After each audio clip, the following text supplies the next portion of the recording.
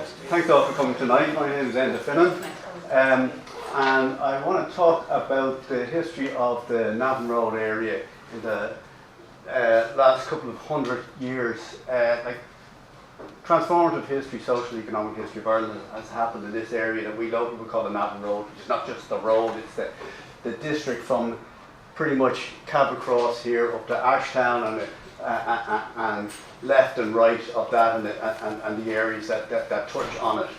And what has happened here in the economic and social sphere and the landscape sphere has impacted the country, and in turn that's impacted back on this area. And I want to talk tonight about the forces and the people that were involved in that. So we start back in the 18th century, and this is a map from a man called Jean Roch, French Huguenot cartographer who fled religious persecution in France to England and carried out his craft there. And in the 1750s and 60s he came to Ireland and did a number of seminal maps of Dublin city and county.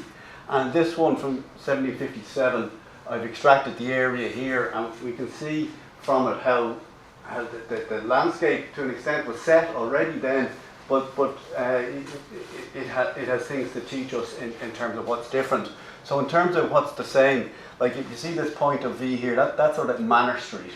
So you're coming up Manor Street, and what we'd call Prussia Street and Ockram Street is split left and right. They weren't called that at this stage because Prussia Street is only from the V to the North Circular Road, and there is no North Circular Road.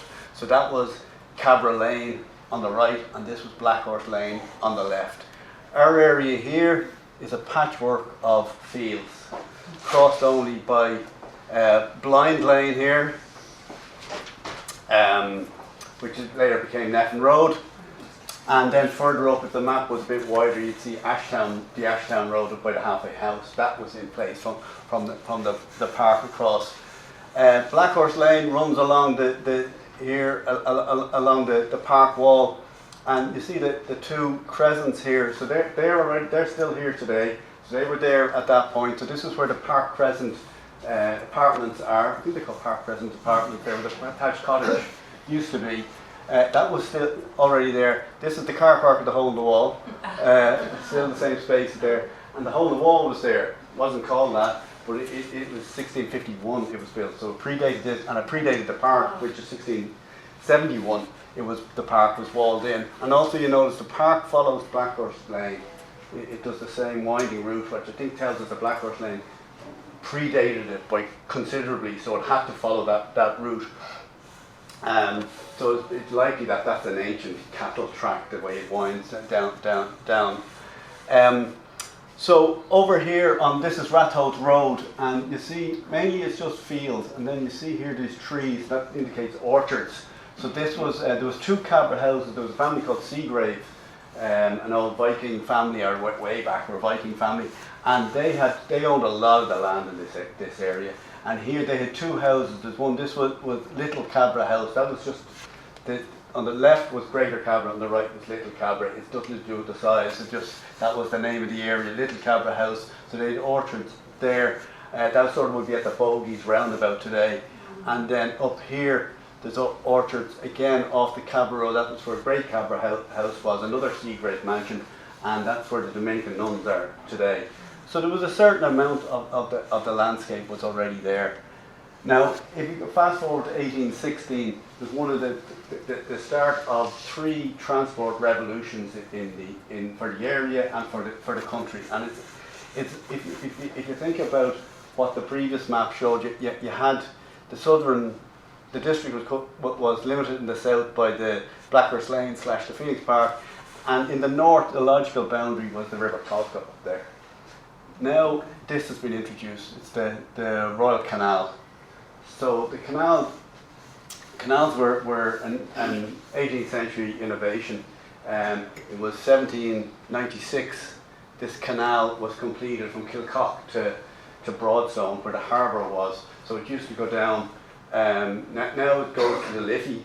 That was a later innovation. It went down through Phibsborough, past the library. The library is in the canal, essentially. And then I think it's called Royal Canal Walk now. and went down to Broadstone. There was an aqueduct over the Church Street and then into the harbour, which is in Broadstone. Now if you think of where that is, that's looking down on the markets.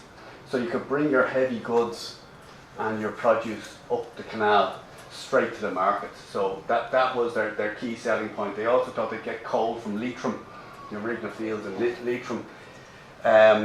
The canals, while they were amazing engineering work and backbreaking to build, were a total financial disaster, because that all the soon after them, maybe 50 years after them, came the railways, and the railways could do everything they could do it faster, more efficiently.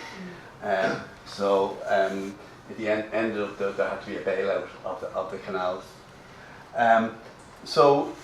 Sorry, another thing I meant to point out in this was down here now the North Circular Road had been built here, so that wasn't on the previous road map.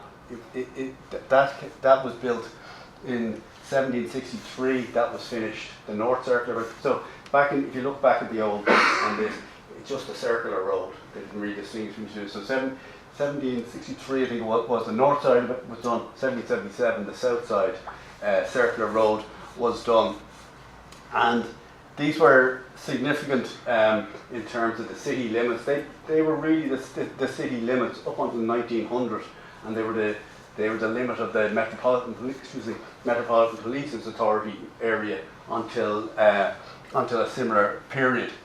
And I'll just point out a couple of things on this here. I see a turn here. That's a turnpike. So the turnpikes were toll booths. So you came along the road and there was a pike across the road, and you paid your money and they turned the pike, and then you could go. So that there was a lot of tolling of the roads, and again the railways would kill that because people got fed up paying the tolls. And there's a whole history to be written of there's a decent history to be written already on toll roads, that the reason the south side developed quicker than the north side was there was more tolls on the north side, so it was expensive to bring your building equipment around the north side.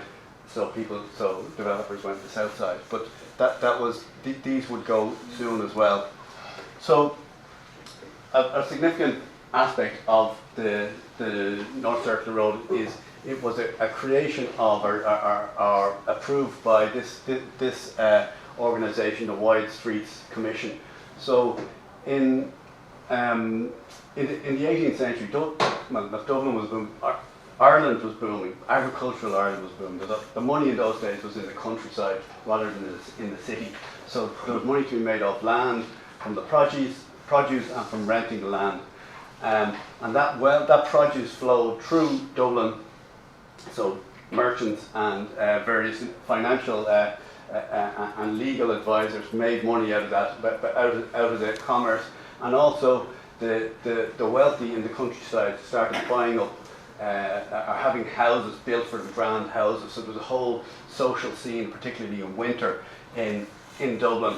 And it was the time when all the great squares, Mountjoy Square, Merrion Square, were developed. Now, what happened, what Dublin Corporation saw happening, was that people just developed. Luke Gardner owned a lot of land on the north, what's now the North Inner City. So he developed it the way he wanted to develop, and somebody else owned the land over at Angel Street. They developed it another way. So the corporation laid out Stephen's Green for development. So it was all a bit hodgepodge. So the corporation founded this Wide Street Commission in order to be essentially a planning authority, the first planning authority in the country. So from 1790, you had to submit your plans to the Wide Street Commission. They said, hang on a second, he's building a road there, you can't build it that way, you have to build it through. And what they were trying to do was also build a monumental city in terms of, it was the time of the European Enlightenment, and they were taking their ideas of town layouts and building from traditions from Rome and from Greece. This was happening all over Europe as well. And again, they wanted to build, they were a wealthy city, they wanted to remember we still had Parliament here at that time, and they wanted that shown in the architecture and the layout of the city. So so they had to give approval of everything that came across their desk. and that would impact the Navan Road because in 1792, in 1792, the White Street Commission planning remit was extended to 1 mile beyond the Circular Road, so that starts taking us into account, Frank. And this is an example of it. So in 1819, the Navan Act was passed in Parliament and in London. Now the Parliament's gone from Dublin at this stage, and that was to build the Navan Road as we know it. If you look at old documents before that, they talk about the Navan Road. The Navan Road was Blackhurst Avenue, so Blackhurst Lane as it was. So you can get, there's 18th century road guides, so how do I get from Dublin to Ballyshannon? And it will tell you how to do it. And when the Navan Road was highlighted, it's Blackhurst Lane up to Castleknock Gate, and then from there up you pick your way to Blanchardstown and then on to Clonee. So, but in 1819, the White Street Commission backed the idea of a Navan Road from Blessington Street straight out all the way to Clonee, and then there was already a decent road to Navan from there. And what this map is about, this was under consideration, that they wanted to build, the proposal was to build, it says new road proposed by the Navan Act. So this was from what's now St. Peter's Church up to where we are now. So the new Cabra Road, and they were going to build that as part of it. And the White Street Commission were having a look at it here and saying, hang on a second, you could just go up the Circular Road, take a right at what's now Handel's Corner, and come down here. And they'll only save you a minute going the other way. Is it worth it? Now, in the end, they decided it was. But you can see their planning reach now extended out to where we are. So in 1821, this map was developed, the Douglas Duncan map. And this shows now that has gone through. The Navan Road, the road we know as the Navan Road, it's still just called New Road, but here it is, an impressive straight Roman road all the way out to Clonee. And the new Cabra Road is here as well, has been built. So it got through the process that I showed you the map from earlier. Now again, this had consequences for the neighbourhood. If you think of the patchwork of fields that were there in the first map, the road map from 1757, that's now been ploughed straight through, and now that's what's going to open it up to development over the years. What's also interesting from this map is there's some names that have survived. Like you see, Villa Park is already there. There's an area called Villa Park back in 1821. Elm Grove, which I think there's Elm Grove cottages there still. Windy Harbour, that stayed on maps until the 1930s, but it's gone. It was basically Bagot Road to here was Windy Harbour, but it's not used anywhere since then. And I just noticed, well, Fossa is here as well, where Fossa Road and Fossa Avenue are. I always assumed they were like, there's a lot of roads named after country towns, like Kinvara, for example, or RD Road and that. So I thought Fossa Road was named after Fossa in, what you call them, the two Kerry footballers. Really good footballer. What's his name? Clifford. They play for Fossa. So I always assumed this was a corruption of Fossa from Kerry, but no, it was called Fossa long before there was a Clifford or a GAA. So, so some names survive, some don't. Now, this map from 1852, this shows the third element of the transport revolution, which is this red line, and that's the railway. So the railway came in 1848. The Great Western built that railway along the same route as the canal. So the 1840s and 50s were the time of the railway revolution in Britain and Ireland.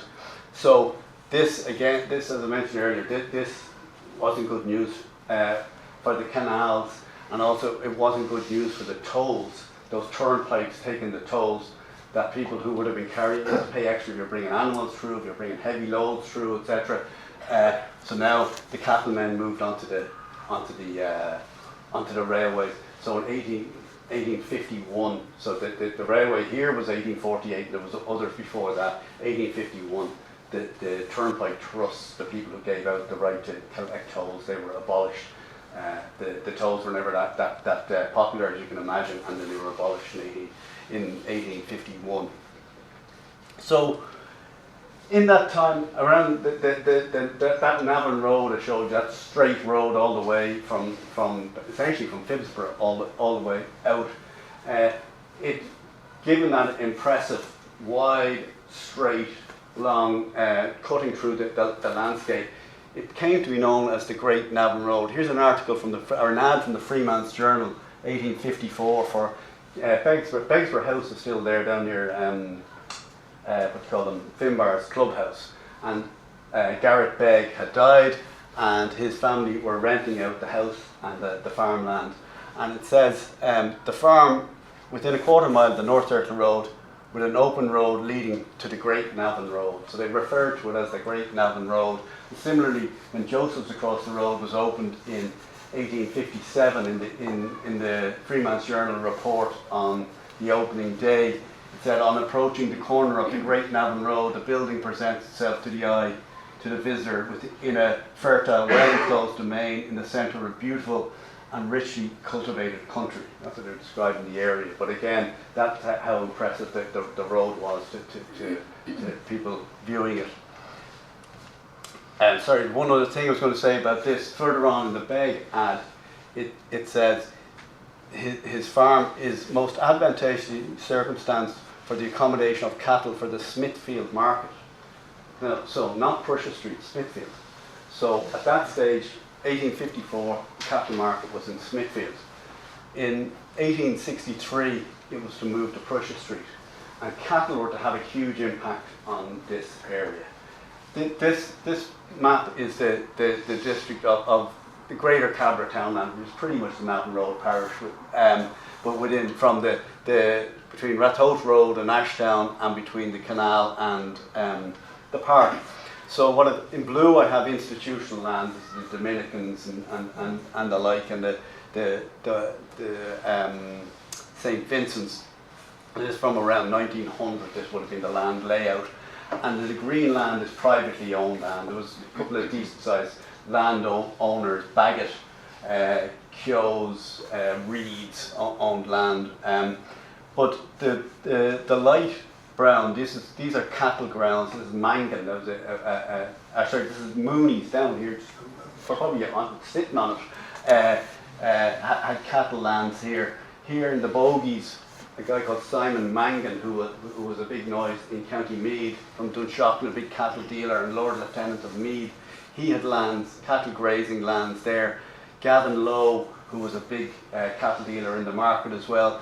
This is essentially Ashington Park, I think they call it, by the Pelletstown station there. And then in the darker brown I've drawn, these are lands that were owned by cattlemen, but not used necessarily for cattle. I guess the area just caught their eye because they were around here for the cattle. And this is Villa Park estate here, that's Wilkinson's owned that. And then Villa Park Avenue, there's a man called Christopher Keogh owned that. So the cattle had a long association with here. And then on top of this you have Blackhorse Avenue, Blackhorse Lane down here, and as Frank will tell you, the cattle ran down there every week on the way to the market. So that was a direct impact on this area. On top of that, just beyond this area, if you look up in Scribbletown, again Mooney had more cattle land there. Mooney had cattle land behind us, Cabra Lodge, sort of Glenbee Road, was Cabra Lodge, a big house and farm. Across the canal here, across Broombridge Bridge, a man called Julius Keogh had cattle lands there. Christopher Keogh, his brother, had cattle lands opposite the Dominicans on Rathote Road. Had a Joe Barry, another sales master in Prussia Street. Snow's had cattle fields off the New Cabra Road. And then additionally to that, you had Lowe's and Keogh's also owned land, which they did used for market gardening. So huge impact of the fact that the cattle market was just down there.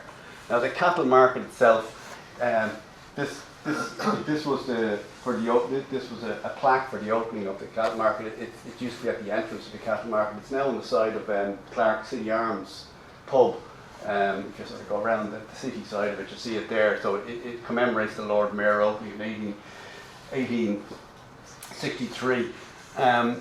And the cattle market, as Joe Barry, who was a sales master there, spoke to, and he put it, the Ireland was essentially, he put it, one just big cattle ranch. That's what we did.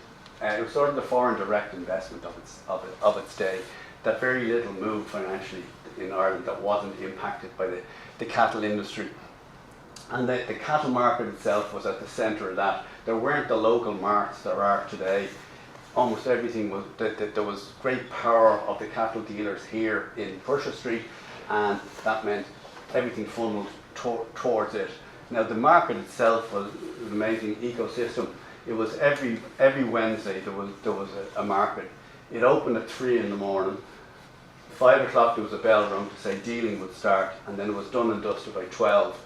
And cattle that were sold, they could go to the abattoir around the corner.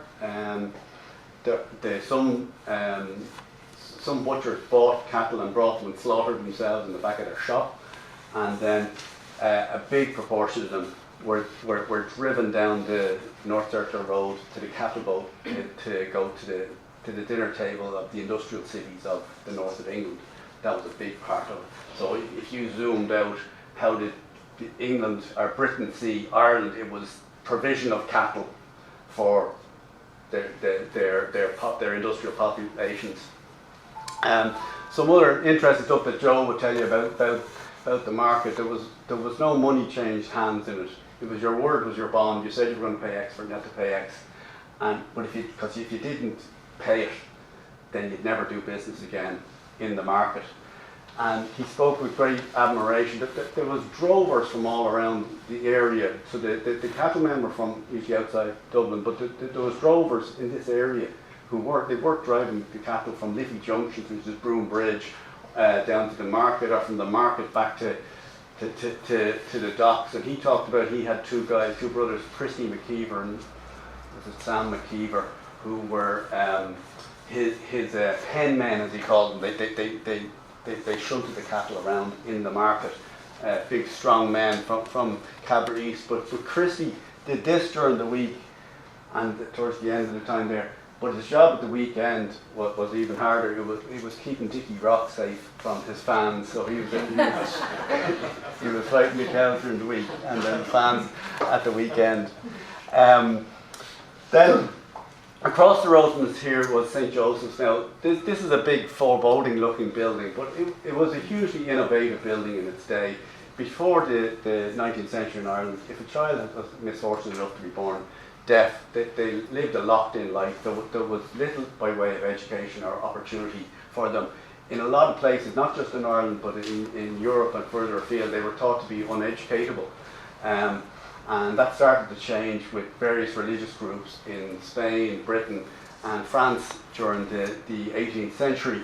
And that came to Ireland in the 19th century. At first there was a number of small Protestant institutions, and then there was an initiative by this very impressive man, Monsignor William Yore. So he was parish priest of St. Paul's and Aaron Key, which St. Paul's then covered most of Stony Batter, Phibsborough as well. Like St. Peter's didn't exist as a parish at that stage, and he was very involved in a lot of the post-Catholic emancipation came in 1829. He was very involved in a lot of the Catholic social and community enterprises after that. And one of his big passions was orphanages, raising money for orphanages and raising money for the education of the deaf. He and Father McNamara, Thomas McNamara, down in St. Peter's, were behind encouraging the Dominican nuns in 1846 to get involved in the education of deaf girls. And also he then set up a Catholic committee for the deaf to raise money to build a school for the education of deaf Catholic boys and they chose the land here where to build it. He was that committed, he sold off his whole library, he raffled it off rather, and that raised 10% of the seed capital to build the first phase of this, and the rest came from donations from ordinary Catholics. He's buried, to show his standing, he's buried in the O'Connell Circle in Glasnevin Cemetery, which is sort of the 19th century Catholic nationalist Valhalla to be buried around O'Connell. Now the school was opened in 1857. I think it was 1843 he started the committee, but during the teeth of the famine it wasn't a good time to be raising money. But by 1857 they'd raised the money and had this building built and it was open. But what really struck me was this was another accolade of Father Ure, a Reverend Thomas Grimley. So he was a what you call him? He's not a parish priest, the next level, curate in St. Paul's, and he did the opening speech. But it really struck me like the language, the beautiful building, the inexhaustible benevolence of Catholic Ireland. As soon as the chains of persecution, i.e. emancipation, were stricken from her limbs, she like a liberated bird that flies with such velocity into its own bright element. So the only thing I could, when I read this, but it reminded me of sort of, if you think back to the Celtic Tiger in the 1990s, and liberal Ireland was like, this is it, finally we're free of everything that's held us and we're rich and waiting to see what we're going to do. And that's that sense of drive and we're free to live as we'd always wanted it, and now watch us go. And that Father Grimley lived his message in terms of St. Joseph's didn't just fulfill on what their job across the road with deaf boys, but Father Grimley became a bishop in South Africa, and he set up what became the Grimley Institute for the Education of Deaf Children, and he got some nuns from the Dominicans over to set it up, and that exists to this day, and on their website he's still name checked on it. Similarly in Brothers from St. Joseph, it was run by the Christian Brothers, if I didn't say that. Brothers from St. Joseph went over to Sydney in Australia and set up a school over there in 1922, and again it exists, St. Gabriel's School for children with special needs to this day. Up the road was the Dominican convent, and similarly, they're an even more impressive story, I think. Like the Dominicans came to Ireland in 1647, I think they came here, they were in Galway, they had a community in Galway. After Cromwell's invasion of Ireland, it was suppressed, their community house was suppressed, and they fled to Spain.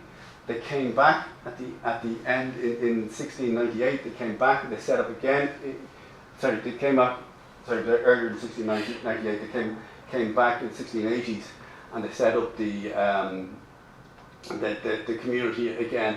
But then the Williamite Wars happened, and William of Orange shut them down after the Williamite Wars. But they didn't leave, they went underground here. They popped up again in 1717 down in what was then called Channel Road, which is Brunswick Street. And they had a community down there. They moved for a time to Clontarf, and ultimately in 1819 they moved up the road to Bratoak Road into an old Seagrave mansion on 12 acres. If you look at this picture, I love this picture, it's from the 1940s, there's a steam train going by here. But if you look at the convent, there's a wall around it here, and once a young woman entered the convent, that was her world. And when I first saw that picture and was talking to the people in the convent about it, I thought that felt very constricting. But when you read further, there's from their archives in the Dominican convent, there's a report was written by an Australian visitor in 1911 who came to visit from a convent in Australia to here. And they described the operation. So there was a girl, the national school for the local children for the area, for boys and girls. There was a girls'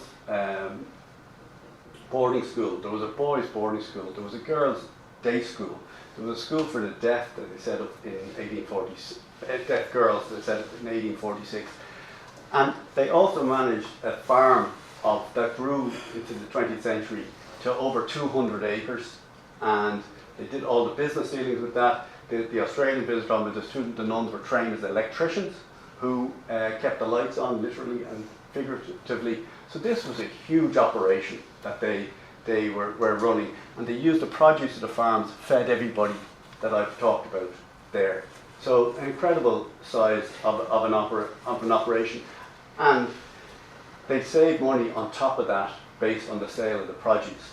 And that's another incredible character I came across, a woman born Jane Purcell in Meath, but she became Sister Mary Dominic. She was born in 1807. She joined the order in the 1820s. She became Sister Mary Dominic. And she was the woman behind the acquisition of all of this land bank that they built up. So she harvests the money that they made from the farming, and I guess some from the boarding school. A lot of very rich people from the west of Ireland sent their children to board in the convent in the last century, or in the 19th century. And she built up all of these bodies of land over the years. So she died at 100 years of age in 1907, and this was her legacy. And even after her death then, this was paying dividends for the convent. So then in future years, when they wanted to expand the school or upgrade the convent or the college, they sold off these plots of land. Obviously they've shrunken now nearly back to where they started. But that's what they used, the land that Sister Mary Dominic had built up. So an incredible woman. One aside on this is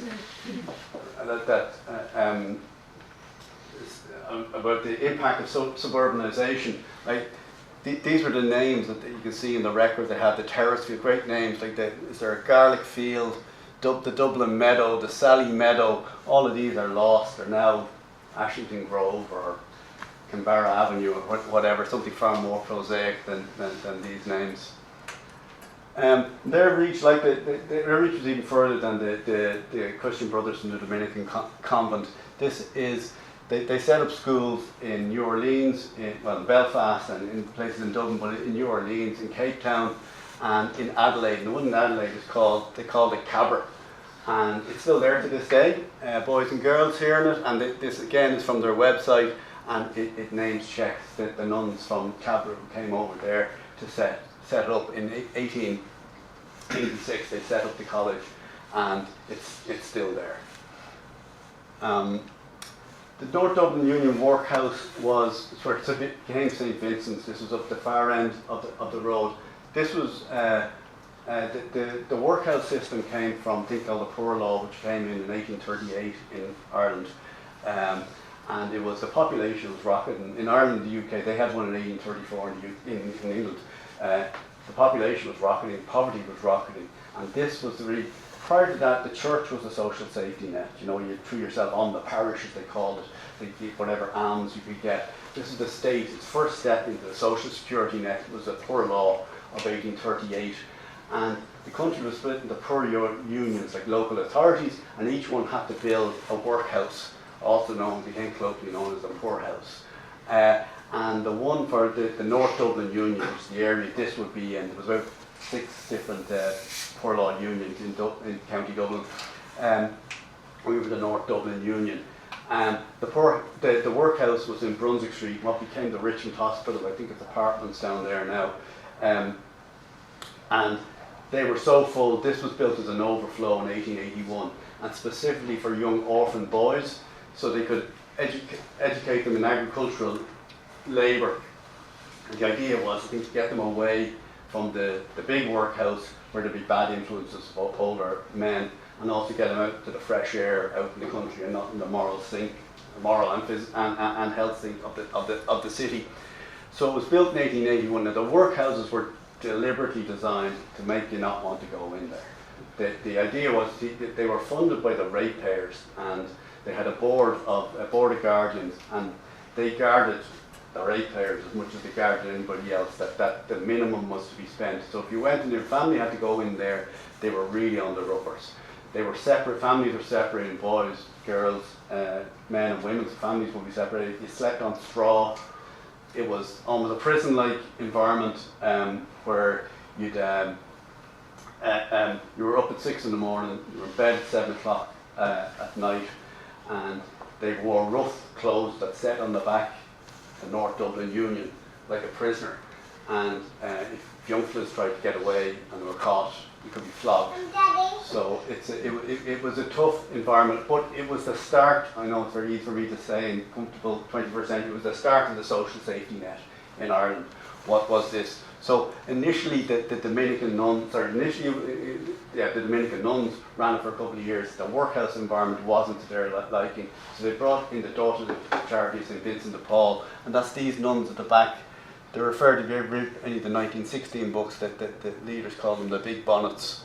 They wore this starch headdress because there was the French origin of the order. I spoke to a nun who had the pleasure to, I don't know if she wore it herself or she knew older nuns who had worn it, said this was a stone in weight, the habit, and then the headdress, he said, itched like hell. So they had a tough life. There was typically 400 children in there. From 1925, it was they got rid of the orphan boy agricultural labour thing, and it was for those with intellectual disabilities, specifically girls with intellectual disabilities. So the nuns ran it until 2021. Diminishing vocations meant they couldn't run it, and it passed into a Vista hand. So you can see the sign up there now, who are a not-for-profit organisation who run it. But if you look at the dot on the eye, that little hat, that's a nod to the nuns who had given their lives to it over 100 years. The final thing about another revolution, I say, happened here. This man is William Ewart Gladstone, and he started after the land war, the land troubles in Ireland. He brought in a thing called the Land Commission, and his idea was to give land from the big landowners to tenant farmers. So you might remember from school the 3 Fs, the fair rent and the fixed year tenure stamp, and then it went on to the Wyndham Land Act, where you could buy your land at special rates. And a lot of historians refer to that as the real Irish Revolution. The killing and the dying wasn't the real revolution. The real revolution was the land moved from the hands of the gentry and the Anglo-Irish aristocracy to the guys working the land. And that was built on then by the Free State government in 1924. There was a Land Act that broke up a lot of estates and divvied them up to Irish farmers. But I always felt there's another real Irish Revolution, there's a suburban version of it. Because if we go back to sort of 1900s, in this area as an example, the green is private land, the blue is institutional land, and the purplish is local authority cottages. So nobody owned their house here, and not many people lived here, but in general people didn't own their house in Ireland, and everybody lived in the city and rented. Everybody tended to rent. By 1960, this sort of rusty colour, this was the suburban development in this area. And so now you had the land was passing, a bit like I'm saying with the Land Act, the land was passing from the substantial landowners and the institutions, the convent and the like, to owner-occupiers of houses. And then by the year 2000, that was complete. The whole area, there's little bits of the institutional land left. The pinkish colour is public parks, and that's a private park, Belvedere there. So there's been a transformation in the land ownership. In 1978, before 1978, people generally paid ground rent, where you had to pay every year, usually to the owner of the original owner of the land. So my parents here, the Wilkinsons owned that land, so they were still paying the money that went to the heirs to the Wilkinsons up until the 70s, and then the ground rent act came in, and you could apply to buy the ground rent. So you now own the land under your feet of your house. So that was sort of a transformation of land ownership in a suburban context. And the final revolution I'm going to touch on is the fall of the institutional church. Again, happened up and down this road. We had the mother and baby home up the top. We had St. Joseph's here. So in the Rhine report, which was around 2007, 2009 it might have been, about the abuse in institutional environments, and the St. Joseph's had a chapter in that, and there was some, it's grim reading, physical and sexual abuse of younger boys by older boys, and boys by lay and religious staff. As much, I'm not making a judgment here, some of the physical violence where you had adult men beating the hell out of young boys. And a bizarre thing I got from the report was a number of the Christian Brothers ran it, and the Christian Brothers ran a lot of institutions, but there was Christian Brothers in there who had worked in Artane Industrial School, like the roughest child detention facilities, and then they were transferred to here, and they couldn't sign. So there was a literal failure to communicate. So you could imagine this coming together, and then violence is inflicted one way on the other. And then on the mother and baby home, also on the Judge Yvonne Murphy's report, I think that's from 2020-ish, and you know, a lot of the women who gave evidence there spoke about the coldness, the physical coldness, and the emotional coldness of the place, and they felt under pressure to give up to adopt their children. There wasn't an option of support to them, and then the tracing services were very poor.